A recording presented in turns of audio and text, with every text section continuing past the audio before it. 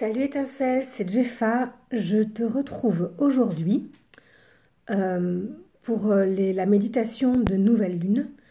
Je te présente Moïse, la plus belle des misères du monde.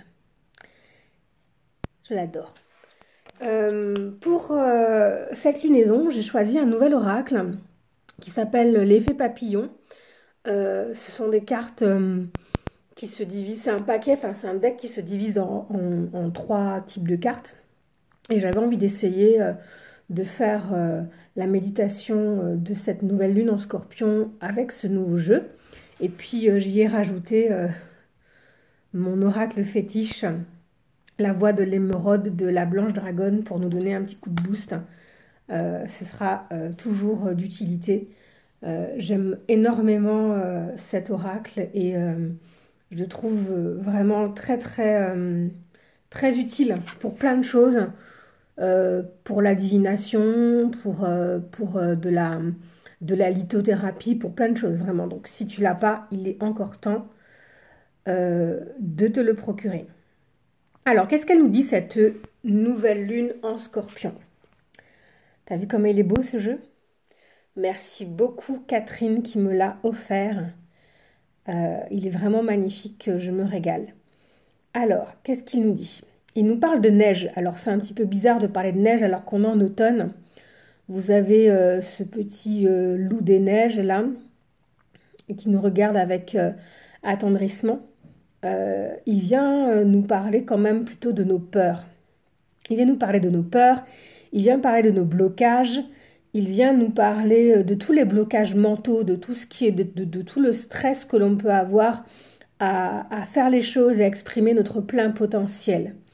Il nous dit en fait que toutes ces peurs-là viennent nous glacer, viennent nous geler, viennent nous empêcher d'exprimer tout ce qu'on est, toute notre puissance. Cette nouvelle lune nous parle de faire fondre la glace. Je trouve ça génial, moi, en fait. De retrouver un petit peu de doré, là, de retrouver un petit peu de vie. Ça nous demande d'écouter, tu le vois là, il a quelque chose sur son troisième œil. Il nous demande de faire preuve de clairvoyance. Il nous demande de regarder à travers la nuit. Il nous demande d'activer notre intuition pour pouvoir être et pour pouvoir agir. Il nous demande de nous faire confiance, de prendre réellement confiance en nous. Et effectivement, alors tu vois, cette deuxième type de carte avec le petit cube là, ça nous demande effectivement de dissoudre les peurs. De dissoudre les peurs, de faire péter les barrières. C'est la raison pour laquelle certains d'entre vous ont été particulièrement chahutés, voire juste simplement fatigués pour certains. Il y a eu beaucoup de larmes qui ont pu être versées. Voilà, la neige quand elle fond, faut pas être devin, la neige quand elle fond, ça fait de l'eau, tout simplement. Mais il y a ça réellement à gérer. Excuse-moi, je fais les choses avec une main. Tu penses bien qu'en plus, en n'étant pas très douée de mes 10 doigts.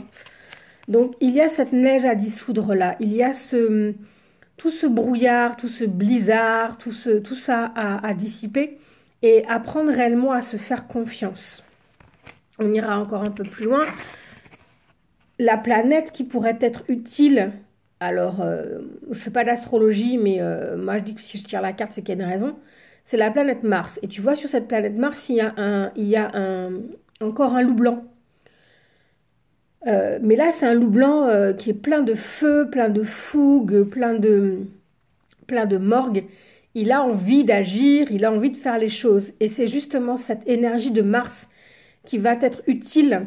Au lieu de retourner l'énergie de Mars contre toi, en étant violent après toi, en accroissant tes peurs, etc. Prends cette énergie pour sortir de tes limites, sortir de cette zone de confort. Si tu en as un stade de ton existence où tu as peur, où tu as mal, où tu pleures, où il y a un passé, c'est qu'il y a un passé auquel tu te retiens et qu'il est temps pourtant de laisser partir. C'est aussi ça l'énergie du Scorpion, c'est une énergie de renaissance. Pour renaître, il faut laisser mourir une certaine partie de soi, une certaine partie de sa vie. Et là, voilà la carte que j'aime tant dans dans l'oracle La Voix de l'Émeraude, c'est l'obsidienne céleste. Cette obsidienne céleste vient te demander d'être sincère avec toi-même. Regarde-toi en face. Regarde-toi en face. Prends un miroir et regarde-toi dans les yeux. Est-ce que tu te dis toujours la vérité? Est-ce que tu es toujours fidèle envers toi-même? Est-ce que tu es toujours sincère envers toi-même?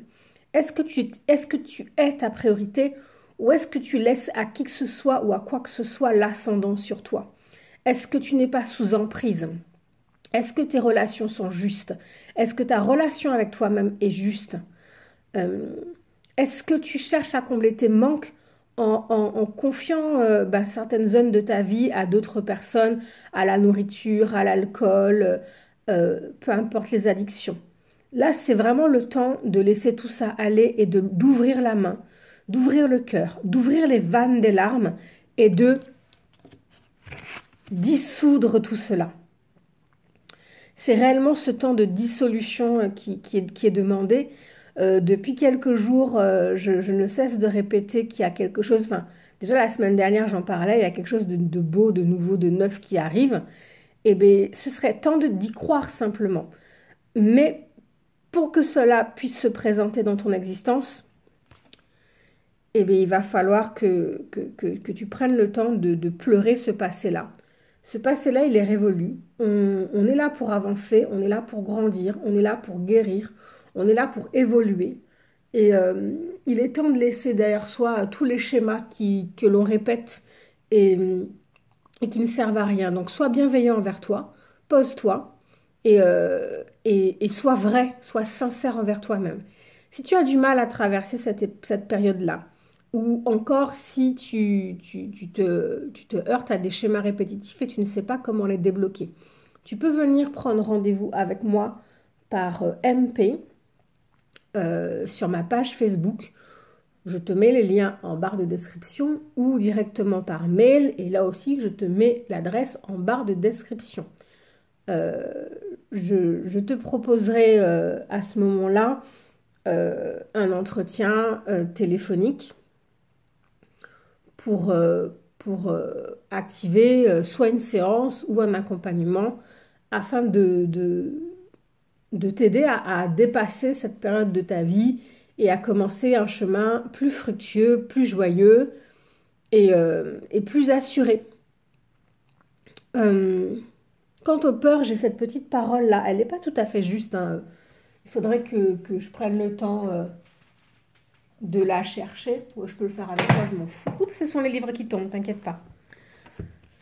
Qui nous dit qu'on n'a pas un esprit, on nous a pas donné un esprit de peur en fait. Tu sais, je parle souvent des écritures bibliques, mais parce que c'est vrai que c'est mon... Je suis désolée, hein, c'est mon guide spirituel, tu vois. C'est mon livre de discipline, mais j'aime beaucoup. Et Paul, l'un des apôtres, dans une de ses lettres, je te retrouverai la référence, la référence du verset. Il dit quelque chose qui est très vrai et très juste. On ne nous a pas donné un esprit de peur, mais un esprit de fils adoptif, un esprit qui nous parle de vivre en confiance, de vivre en conscience également. Donc, c'est le moment, je vais te prendre le temps de te le méditer dans une autre vidéo, peut-être dans la semaine, mais c'est le moment d'avoir confiance en toi et de te dire que tu es là pour une bonne raison et d'agir en fonction. Tout ce à quoi tu t'accroches est désormais inutile. Libère-toi, lâche prise, donc ouvre la main, ouvre le cœur pour accueillir le nouveau. Je te souhaite une belle lunaison et je te dis à très très bientôt.